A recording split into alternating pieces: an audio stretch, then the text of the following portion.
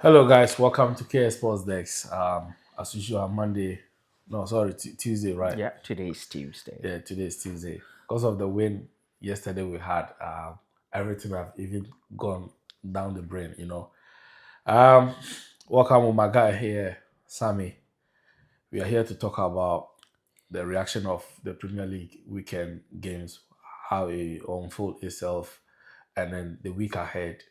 We are going to make our predictions, and then yes. So welcome, my brother. Thanks very much. Happy to be here again. Kia Sports Dex is always the place to be. Yeah, Lewis, yeah. thank you. Yeah. So weekends. How many games did you watch?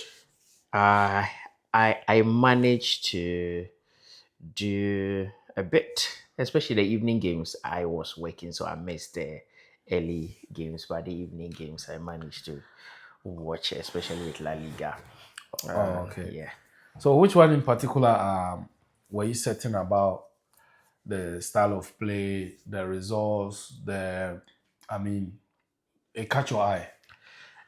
I was really marveled when I saw the scoreline between Spurs and Man City. City. That is a surprise. Yeah, it. It's kind of surprise, but it's not No, no, surprise. no, no. Yeah. It was a game I was predicting more than two goals in, but I was giving a win to Man City. But I knew Thomas Frank, as I said, Thomas Frank is a nemesis to Yeah. Pep. And he's been doing it. Even if Pep manages to beat Thomas Frank, it's always a sweat victory. Hard way. Yeah. And I wasn't shocked. And per the game Spurs played against PSG, I knew they were going to give Man City a Again. very tough time, and I wasn't shocked, but I was marveled by the way they won, like 2-0 to nothing, and City didn't score a goal. So it was quite funny to Yeah, I hear. mean, Yeah. try to defend Man City in 90 minutes without them scoring is a tough Yeah, ask, and it I think they that, did that that's a proper. surprising part of the whole match. Yeah. So if you look at that game, what is the key component that you think Thomas Frank used to, nullify City to get the victory? So Thomas Frank's team dwells much on his midfield, and his team always play total football. Yeah, When you're a winger in Thomas Frank's team and you don't defend, you won't play. So most of his wingers runs back to attack, and he has a top striker he will set up to disturb your center lines. yeah, So in Brentford, he had Ivan. yeah. I want the Ivan was doing those dirty jobs in between the lines of opponent center halves. yeah, Then they have Brian Mbomo and the others that will run after you. yeah, And when they lose his ball, he expects his two wingers to come up into the midfield to gazap opponent midfield and get the ball back. And they do this so perfectly. So if you're not careful, before you realize, they will take the whole show to you and you'll be wondering, and they never get tired. I don't know what he does to his players. They can play this tempo for like 30, 40 minutes and they will be on you. Especially when they are playing against the big size. They are always motivated to yeah. do I that. think it's always in between. They've got a time to press, a Yeah, time to defend, defend. and it's like a structured game that he always He plays. always plays. Even if when he's playing against the big teams in the Premier League, when he was at Brentford. Um, but for me, I think the results, everyone expected City to win because everyone knows that City will be bouncing back this season. But the issue is, we know that it's at Etihad, and Spurs has got a good record at the Etihad than any other Premier League. Any other Premier Yeah, League team. so on records and by stats, he favored them by. Coming into a new season after one game, everyone was tipping City to get the win, but it didn't go that way. But for me, I think it's the surprising results that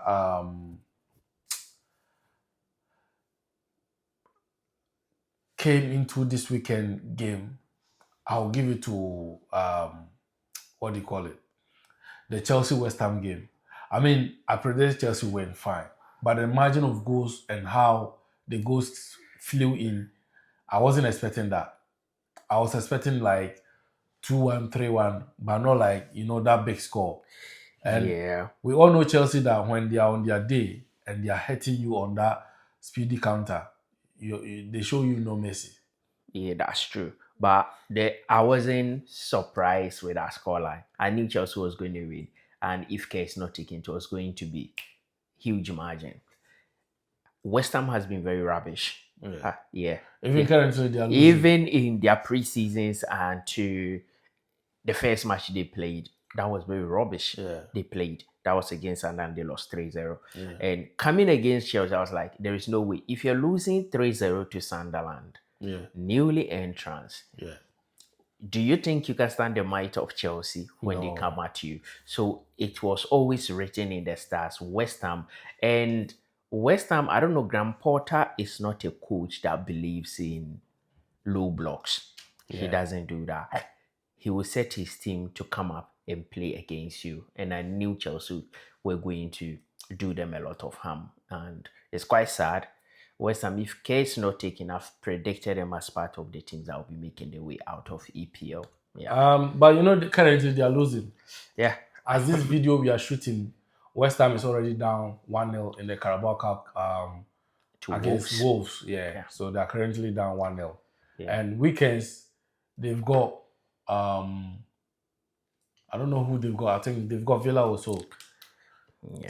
It's a crunchy game, and That's a game they are going to really lose. So the West Ham is playing against Nottingham Forest. okay, they are playing Forest. So And there you go. There you go. they are playing against Nuno Espirito side. So there you go. So I mean Porter, I'll be surprised to see him at the end of September. He's going to be the first manager to get sacked if things I don't predicted change. this before even the season started that Yeah. how I've seen even them two playing tonight, they are likely to be relegated from the Premier League. Wolves and West Ham. Yeah, two of them. www.relegation.com. They're almost there. They are getting there. And surely they will get there. So let's talk about the big one yesterday. Yeah. I mean, it's Newcastle versus Liverpool, and this fixture is supposed to be about classical results and stuff. But here's the case that Isaac is still stealing the headlines despite all the hula baloo that went on at St. James's Park. In this game, how do you unfold it? It was a game marked by animosity. And the reason being this was just the transfer of what? Isaac. The statement Isaac put out during the awards night and everything at Newcastle, players and fans begins to feel someone is turning the head of Isaac, and Liverpool is the target point here. Yes. So if you before the match, everything was pointing out is going to be a chaotic atmosphere, and it started outside St. James. It was and Orlando police were up on their toes. They had to beef up security. Yeah. Here and Yesterday, nearly I think around 4, 5. I nearly drove there just to see what was going to what's happen. going to happen. And I bet you wouldn't like to, because at that point, at the train station, the main train station of Newcastle was going to be packed. In between their city lines, the streets were going to be packed out with fans. And that is Newcastle. They live beyond football. And I mean, Tanside, they are the best club there, maybe. Yeah. So it always was going to be a tough one, as already predicted. And I was not surprised when the match started. Tackles were flying, shin breaking, and everything. And not surprised the red card came in, because something like that was going to happen. And at the start of the game, you could see the Newcastle players were like, and Liverpool players too were like, So it got to a point Van Dijk had to calm his boys down, told them, hey, we are experienced. Allow them to do whatever they want. Focus on the ball. Expected. Just focus on the ball. And it brought some sort of calmness in the Liverpool players, and they started playing till they took that early lead, and Newcastle has to bounce back. But the marvelous thing here with Eddie Howe is how he managed to set up his team to put up that fight and 10 men against 11 of Liverpool. That insignificant the player that had the red card. He played no, he was just support. He was not the main destroyer. Yeah. So Eddie Howe made sure he had Gomeres, he had Joelinton, these two pivoters up Do the there. job. Yeah. And these are hard tacklers. Yeah. And in between, even at the back, they had Fabian Schär, Yeah. who is also a hard tackler. So when you have these three people working just at the base of what their midfield, even in a triangle, however he sets them up, you have to know tackles will be flying. And when they come at you, they will make sure they come with strength, they come with power, and they'll get the ball from you. So if any of them would have gotten a red card or anything, maybe it would have been a big shock and their system would have changed. Yeah. But it was Gordon. And Gordon was basically played there just to run in between the Liverpool lines whenever they shoot the balls. And if you could see, they were doing long throws. Yeah. They were doing the long balls into the Liverpool because they definitely knew Liverpool are playing high line. They will definitely come up. Let's just lob on the ball and let our people run over it. And it worked so perfect. People were chastising Slot. Why are you defending? Liverpool were not defending, but the kind of play Newcastle were playing is what pushed them to the back because they were not allowed to have the ball to progress. So if you don't have the ball to progress, what do? You remain at your half. There is nothing you can do about it.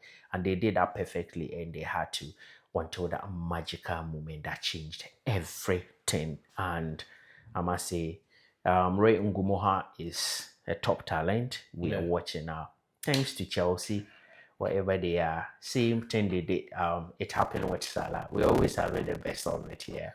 They save with Rio Ngoma. They save Liverpool from spending a whole lot. We 150 could million have in spent future. like 100 In million future, pounds on just a winger, but this boy, and I learned because of that people at the academy saw his progress. They made the first team and the first team coaches aware of him. And the likes of Richard Hughes and Mike Idris feels this guy has a prospect. They are not in a rush to replace Diaz. They feel he can understudy Kodi Gakpo and he's going to be a top notch in the next season. This season is going to be understudy. And next season, if he doesn't no injuries, he follows the pattern very well. We might not be needing any replacement for Diaz. He's good and he has the men to guide him up to do the wonderful thing. Newcastle gave a very good game and Liverpool gave a very good game. At the end of the day, it was a game marked with emotions and Liverpool came on top. That's people call it a lucky win, but that's not a lucky win. That's team that wanted to pick up 3 points. And that's what champions do. You don't need to play very well to get points. It's a matter of grinding out results. And the season has already started, grinded out 6 points. And that is good. Let's just take it away. They're leading City by 3 points, leading Chelsea by 2 points. It could have been something different. And that's what we're looking at. So how about the referee? Is some of his decisions that he made into the game? Do you think that there could have been some decisions that could have changed to affect the game or take effect on the game, or it was just he had a normal game? It was a normal game to me because people are things to talk why the Anthony Gordon's red card, but on any given day that is a straight red, and there is nothing he can do about it. He came from behind. There are situations maybe he could have allowed the game to flow. There are situations maybe he could have flashed out more cars. There is this Dan Baines tackle on was it Van Dijk? No, on Salah. That was also another injury-prone kind of tackle that Dan Baines threw at Salah, but the referee did nothing about it. So refereeing decision in EPL is always a concern to me. And at the same time, I always feel like it's a canker we can never cure. It's more like a cancer sore. We can never take it away. It keeps spreading. And we just have to live. It's high time. We just have to live by it. And teams keep benefiting. You complain, tomorrow you benefit from it. The next day you lose. So it's just like that. Arsenal fans are screaming, oh, Liverpool are benefit, but they're forgetting they have so much to benefit. as the season goes. They benefited last season. There are situations where Arsenal had what and other teams, not just Arsenal, other teams benefited from refereeing decisions. So it's just like that. Just take it as a such. It happens, you take it, it goes against you, you be happy to move around. What matters when you get your chances, Yeah, take bury it. them. Forget Yeah. about the referee. Referee will always make a mistake. And Yeah, there is for nothing. me, I think that the luckiest person on the pitch yesterday was Konate. He should have been easily sent off, and thank God that the referee many a times pardoned him because he pardoned Newcastle too for Two similar false, similar incidents. Yeah, incidents. and how the game started, I think Liverpool got the first three yellow cards Yeah, in the game, and that was when I was like, if there's any red coming, we were going to be there. it's gonna be We had a Liverpool. likely source to And I get a red. started, I mean, reminiscing 2 seasons ago when we rock up there and then um, we got Van Dijk sent off, Yeah, 10 men, and then Nunes came on, and then we scored and we and do beat that them. 2 goals. You Yeah, understand? So it was just the same thing that I was having that lapses again, that it could be the same drama again because it felt like it's scripted. You understand? But kudos to Arnold Slot. So far, his first 2 games in the Premier League, he's won it from the bench. bench. He's won it from the bench. And when Rio was coming, at a point when the referee, when the Newcastle scored and the referee, the linesman put up the other time and I saw it, I had a belief. I was just sitting here watching. I had a belief 100% that we are going to score a winner here. And if that winner is coming, it's coming from Salah. Because I know this is the moment that he always come on top to make his name. But thank God he was the one who made the assist. But I don't know how the assist they want to give it to Soboslai. He didn't even touch the ball. No, he didn't touch. He just dummy it, but yeah, they just see it as a. it ran. Although they always say he was interfering with play with the ball. So that And makes it an assist. yeah, that makes it asset. So he didn't touch it. That was from Salah, but he actually interfered with the ball. Yeah. And he had to just open and make it pass through dummy in a way of deceiving the defender, and it went through. Boom. Okay, And yeah, that was that's nice. The next one we are going to talk about is it's not Premier League. We are going to Spain, and we are heading to Barcelona. I think Barcelona are also doing what Liverpool are doing. They are also leaking goals, but they are still winning. But the fashion how they are winning games, it makes people forget about how they are conceding. Take me through this Barcelona game. How they were 2-0 down, came back. Me, I was asleep okay because I had to go to work in the night. in the morning. And when I saw 2-0, I woke up to pee and I saw 2-0. I was like, forget it. This one will be 4-2 or 5-2. Barcelona will come back. And eventually, when I got to work and I checked, it was 3-2. I wasn't surprised. So take me through that game. I was actually gutted at Levante's players. When they took the 2-0 lead, I just wanted them to do one job. And they failed to really What job was clear their line. They failed to really defend properly. The goal that came in the 2-1 when it was 2-0, Pedri's goal. Yeah, I've seen that goal. Shot from. That was a very good shot. And you know, let me pause you there. You know that goal is a morale goal that it will boost you from coming back. Yeah, it's a morale goal, but in the first place, they had so many in there that could have blocked him from taking that shot. But I don't know what they were doing. They were sleeping in their slam. I don't know when they took. I think they were thinking that he's looking for a passer. Yeah, a runner to pass. when they took a 2-0, they felt a bit relaxed, and that brought it. And you can for them the second goal, was meant to happen as needed. Then before they could realize the third goal hitting, and they themselves has themselves to be blame. I tell you, when you watch it, you think like Levante, they had several chances they could have buried Barcelona. They had chances upon chances, but even when they were leading, they had chances they could have gone 3-0 even before Barcelona could come back. But any established team taking that 2-0 lead, Barcelona will struggle to come back. Any established team in the La Liga, especially you're playing against Atletico Madrid, Simeone takes 2-0 lead and decides to set up his block. Forget. You are Yeah. done and dusted. So they just need to watch that. The Barca team looks good.